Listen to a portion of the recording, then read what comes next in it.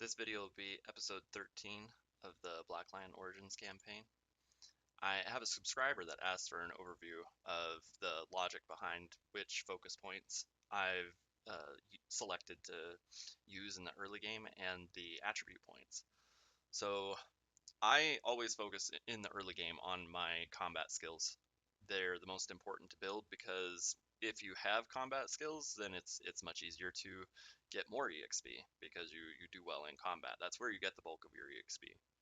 So I always go into Vigor and Polearm because, well, if you've watched my video on how to blacksmith a polearm, you can make a polearm that you can couch and you can swing two-handed and you can use with a shield from horseback in a thrusting attack. And I find that to be the most versatile weapon. I can use it on foot and on horseback, and it doesn't run out of ammunition.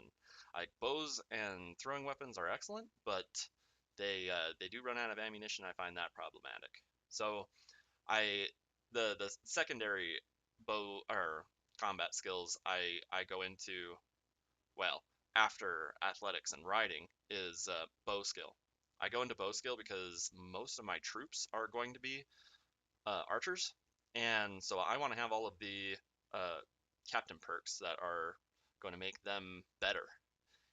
This being probably the best captain perk, one of the best captain perks in the game, to reduce the projectile damage taken for yourself and all of your troops under your captaincy is huge. Um,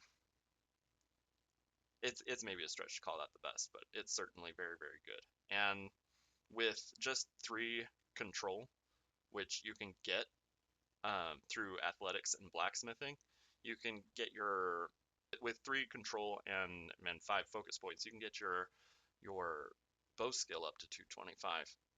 And I get to smithing. I do three points in smithing because at 9 endurance points, I can level my smithing past 225, and that'll get me my extra endurance and extra focus point in one-handed and two-handed. Um, I'm also going to want to put another 2 focus points in one-handed and 1 focus points in two-handed later on, so that I will have a total of 3 in both of those with this perk selected.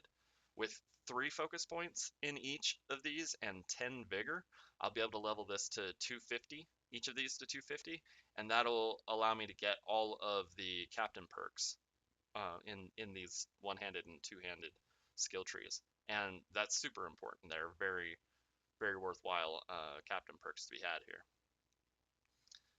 Next, I focus on medicine because um, it's one of the most important perks you can, skills you can level.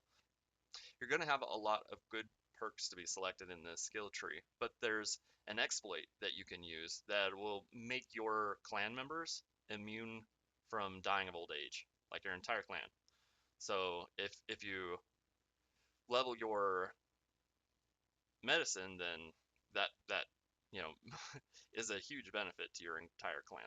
Not to mention you'll get your health back all the faster when you've taken damage in combat. Next, I'll level scouting. There's a lot of good party leader perks in scouting, but mostly I like it for the movement speed increase that you get. Um, this perk in particular, Foreskin, is huge for movement speed, and Tracker is really nice too. And you can get this Forager perk, which makes it so you suffer 15% less from disorganized state after combat. Next is Roguery. There's plenty of good perks to be had here, but the most important is the additional battle loot that you get, which is the passive benefit from leveling your Roguery. And then next, I will level Charm almost exclusively for this perk right here. The 20% experience gains for companions, that's pretty major. And then Leadership. There's a lot of perks in here that'll increase your party size. this one particularly is awesome. Like I fairly neglect stewardship in favor of just getting this perk and gaining fiefs. If you get towns, then you're going to have all of the party size you need, especially if you've got 3 clan parties running around that, because that'll affect them as well. And you'll be able to swell the ranks of your clan army dramatically with this perk. Heroic Leader is really good too. It's going to make your army battles a lot more effective because you're gonna make your enemy route all the faster, and your army will take less damage if they're able to kill their enemies as they're running away from them rather than facing them on the battlefield. But I also like to level my leadership because of the increase of morale for your parties under your command. So that's a big deal because your morale affects your movement speed on the map, and that's very important to me. And then past that, I would level my engineering, and if you have the focus points, then I would do crossbow skills because there are some really great captain perks in here too. But yeah, that's the logic behind why and how I level my characters in regards to focus points and attribute points. Last episode, we finished raiding the Vlandian lands and got out just in the nick of time, it seemed. Oh, and we had this gang alley that was under attack, and we just barely didn't get to Legetta in time to deal with that, which is a bummer. That's some of my passive income out the window. But we had a very successful raid of Vlandia, and should make pretty good profits from it. We have got a tournament here, and we've always got to take advantage of those. Get what EXP we can. Oh man. No way I win this 2v1.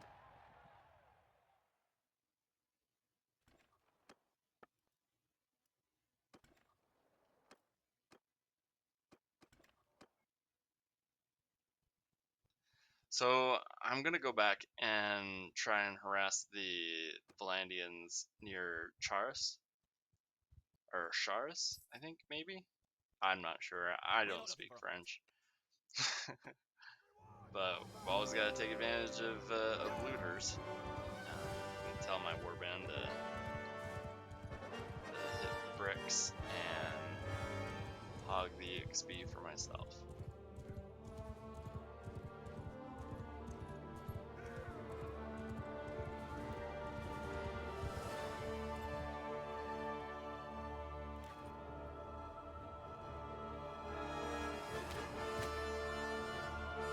This new bow is actually quite a bit more accurate than the short bow that I had been using, and rightfully so. This one requires 50 bow skill, and the other required none at all, so it makes sense. But sure glad to be using it over the old bow because you can focus on making headshots, like purposefully aiming for headshots with this bow and have it not be a waste of your time. With the other bow, the accuracy was so low that you couldn't even conceivably reliably hit that headshot, so it wasn't worth trying for.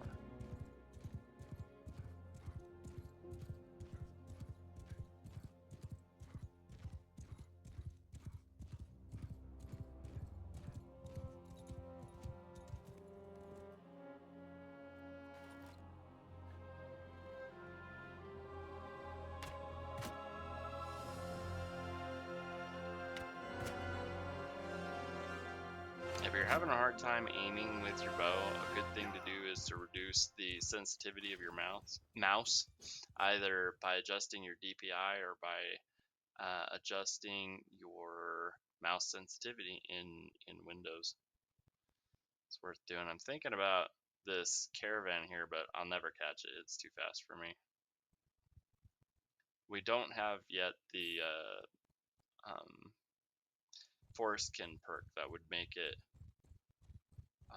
a doable thing to catch them.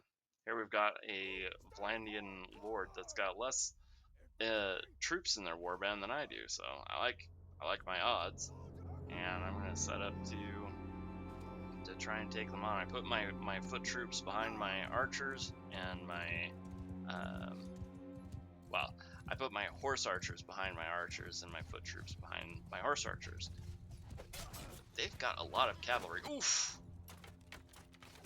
Oh man, I did get one of their cavalry before I got one shot, but that is a thing that will happen. It's very dangerous to fight cavalry from horseback when you don't have the advantage of very superior weapons and skill. We went ahead and fast forwarded. We lost a bushwhacker and 12 Landian recruits, so we didn't lose too much really there. That's like basically most of our very low level troops, and we were planning on coming over here and harassing the Vlandian villages anyway, so we can replenish those troops. But it never feels good to get one shot like that. I mean, it makes absolute sense. There's no reason it shouldn't one shot us. Two cavalry running pell-mell at each other, and someone eating a I mean, we both ate a lance. Yeah, it made absolute sense. So this is the Vlandian village map that I most appreciate. Got this big beautiful field it's wide open. It's fantastic for fighting on horseback or with archers, which is what I do and what my troops do. So yeah, it's the best. The villages near Charis are all this map. So if you're looking for these maps, and it's not to say that those are the only villages that will have this map. I've certainly had a few in the last episode. I think Valanby, the horse village. I think it was this map, and then I forget the name of the village, but it's right in between two mountains to the east, I want to say, of Jacqueline. That village. It doesn't seem like it would be this map, but it is this map. I know that it is a pig-producing village. So, with all of those clues, you should be able to suss out which village I mean.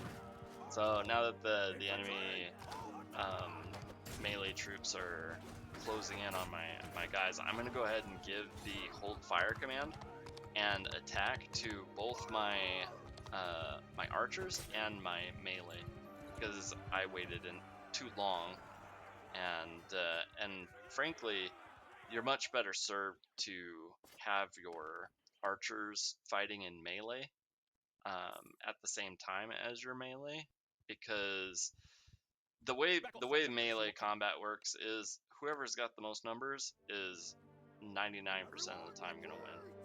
Well, 90% of the time gonna win. The quality matters too. Absolutely. But yeah, numbers matter a whole lot, especially on foot and melee.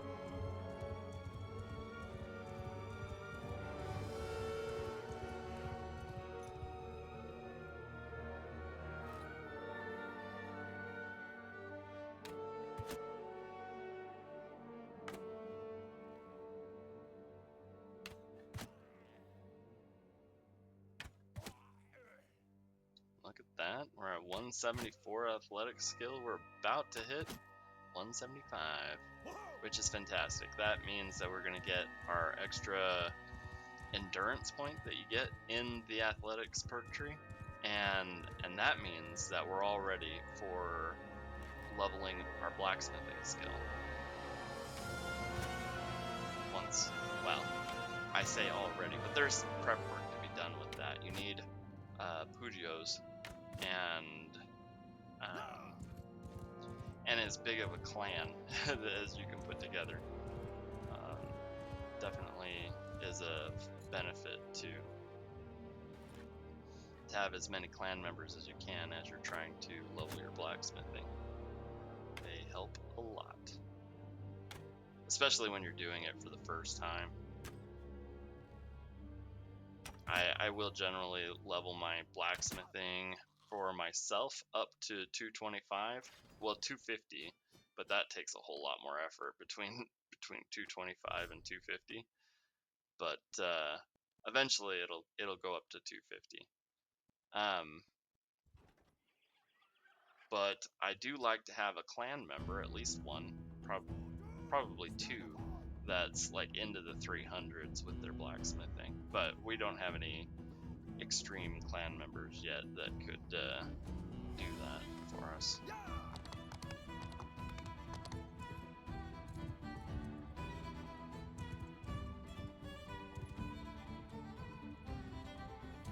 I generally like to, when I get a genius clan member, which is to say, like randomly you'll get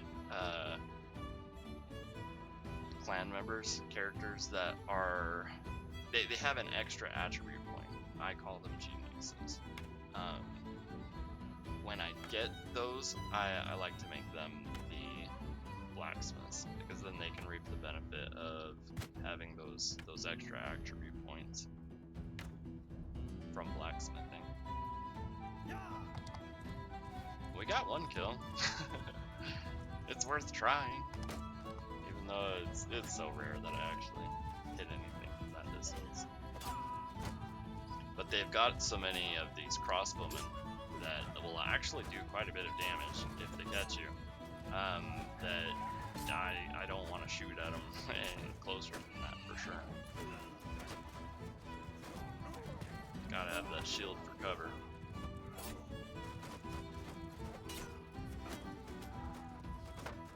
Oof, you see that? 40 damage. One shot. And these are like, well, most of these crossbowmen are using the light, simple crossbows, which don't require any crossbow skill to use, but they can use up to a arbalist.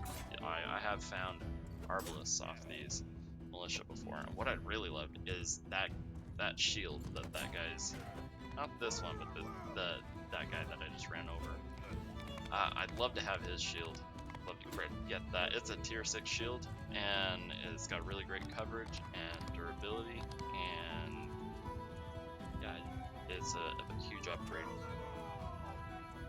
Where we're at, we managed to let one of these guys run away from us. So I'm trying to find him. I told my guys to attack so that they could point the way to where he was. Usually they end up here, but I didn't see him. Oh, there he is. He's way off in the distance. He got out. Doggone it. We lost a troop. A crossbowman. This is a really great perk. That's 5 health for all of my troops. Big deal. Most health gaining perks like that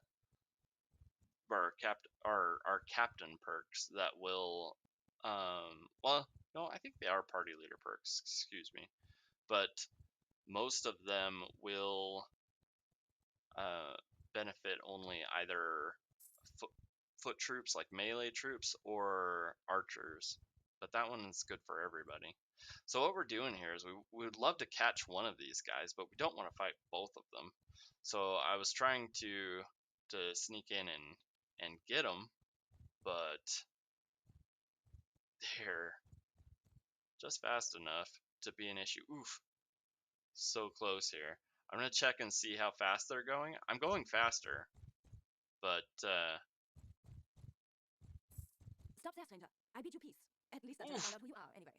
oh man. So if you guys are wondering what the heck just happened there, let me explain. So at the beginning of a combat encounter, you you can press the space bar and it'll increase the elevation of your camera view so that you can, get a better view of where you want to put your troops. If you press the space bar on the map when you're running around on the map, that will unpause the game. Essentially, I'm dumb, and eventually, like every once in a while, I will accidentally push the space bar in order to try and increase the elevation of my camera view, and what'll end up happening is I unpause the game at a really inopportune time, like right now, and I get caught. So we're up against like 160, about, yeah, 160 with our 71, which is not good. And here's the thing, is like they are just trotting in. They're planning to attack all at once, which is ideal for them, and I can't let them do that. Which is why I'm attacking the core of their infantry and archers while they're moving, because that will anger the cavalry and get them to attack my troops ahead of their infantry, so that hopefully my troops can deal with some of their cavalry before the infantry hits our lines, because we don't have any banners or perks that are going to let us kite these guys to death. Well, ideally, I would just run them around and beat the snot out of them, but that's not going to happen this time.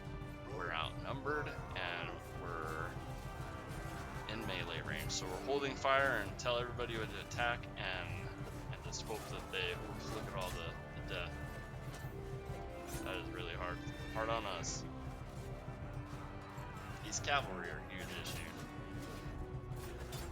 but I don't really have the equipment and skill levels to deal with them efficiently, so I'd much rather leave them for my archers to deal with. It looks like we've got the bulk of the infantry. Now it's just archers and cavalry that need dealing with. So I'm gonna go and work on the archers, because that's my bread and butter. I can deal with them much more effectively than the cavalry, to be sure. Man, we're losing so many troops.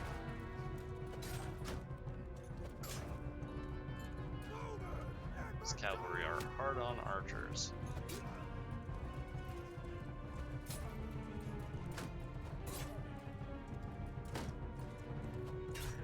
Trying to make up the difference. I'm trying to be hard on their archers myself. We've fallen behind in the power barter pretty dramatically.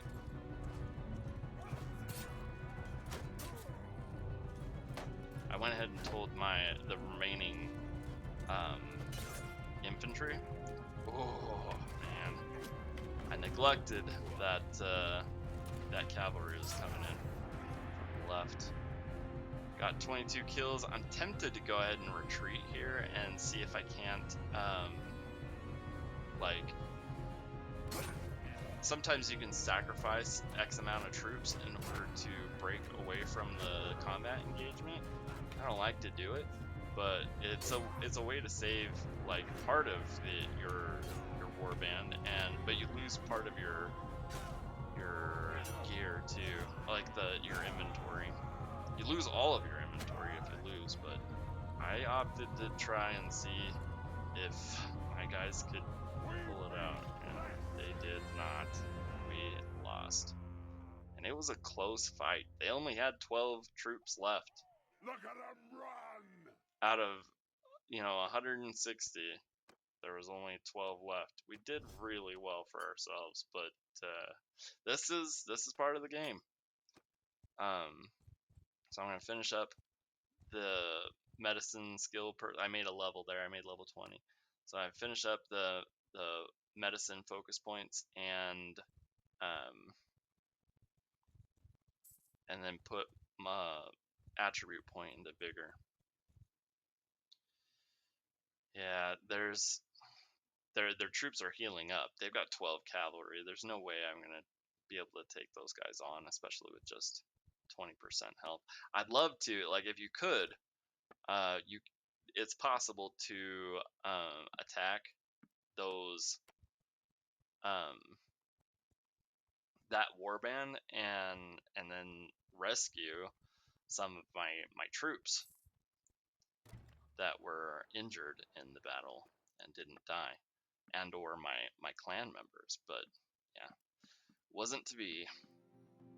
Anyway, this has been episode 13 of the Black Lion Origins campaign. I hope you have a great rest of your day.